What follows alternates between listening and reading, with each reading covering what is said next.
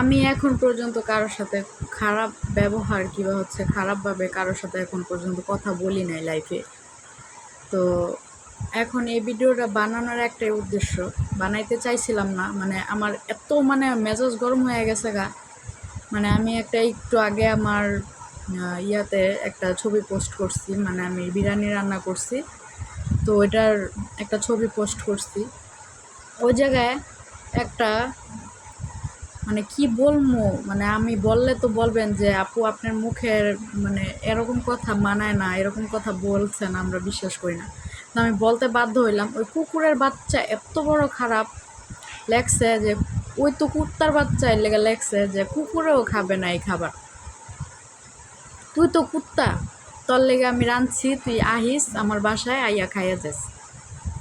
তোর বাপ মায় তো তোর জীবনে খাওয়ায় নাই, তুই কুত্তা, এই লেগা তুই এরকম কমেন্ট করতে পারছস। তুই যদি মানুষ হতি, প্রকৃত মানুষ হতি, তাহলে এই কথাটা লিখতে পারতি না। এরকম কমেন্ট কেউ কোনো জায়গায় যেয়ে বলতে পারতি না। তুই কুত্তা, এই কারণে তুই এই কমেন্টটা করছস যে কুত্তায়ও খাইবো না এই খাবার, ঠিক আছে? আর খাবার নিয়ে এরকম ধরনের একটা বাজে মন্তব্য করছস, তুই যে ভাত খাস না, হাত দিয়ে ধরে টয়লেটের থেকে পায়খানা তুইলা খাস, এটা রইল তুই প্রমাণ দিছস, বুঝছস? তোর মতো জানোয়ারের গলেগা হচ্ছে এই যে আমাদের এরকম ধরনের কিছু কিছু ভিডিও বানানো লাগে, আর মানুষের কাছে এগুলা প্রচার করা লাগে, আর মানুষের দেখানো লাগে।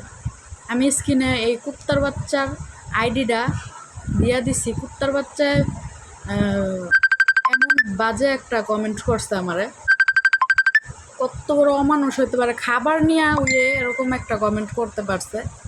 ওই কত বড় হারামজাদা হইতে পারে। ওই কি মানুষ? ওরা কি আল্লাহ মানুষ রূপী বানাইছে নাকি মানুষ রূপী জানোয়ার বানাইছে সেটা আমার মনে হয় জানা নাই, ঠিক আছে? তুই জীবনে মনে হয় এরকম খাবার খাস নাই, বুঝছস? এই কারণে এই কথা বলছস। তোরা পাইলে তোরা কুত্তা যে খাবার খায় ওই খাবার খাওয়াইতাম, বুঝছস? কি বলছি একটু আগে বলছি, তুই তো মানুষ না, তুই হলো জানোয়ার, তুই কুত্তার থেকে অদম। এই কারণে এই কমেন্টটা করতে পারছস। আর হইলো তুই তো টয়লেটের থেকে ময়লা উঠায় খাস, এই কারণে এই কমেন্টটা করতে পারছস। জীবনে তুই খাবার খাস নাই, খাবার খাইলে এই ধরনের কমেন্ট তুই করতে পারতি না। খাবার নিয়ে এই সমস্ত বাজে মন্তব্য কেমনে করলি? তুই হলো কুকুর, তুই টয়লেটের ময়লা আবর্জনা খাস, এই কারণে এই ধরনের কমেন্ট করতে পারছস, বুঝছস? আর কিছু বললাম না তোরে। আর আরেকটা কথা বলতে চাই, ঠিক আছে? আমি ফেসবুক চালাই, কি করি না করি, ঠিক আছে, এটা আমার ব্যক্তিগত ব্যাপার, আমার ব্যক্তিগত ব্যাপার।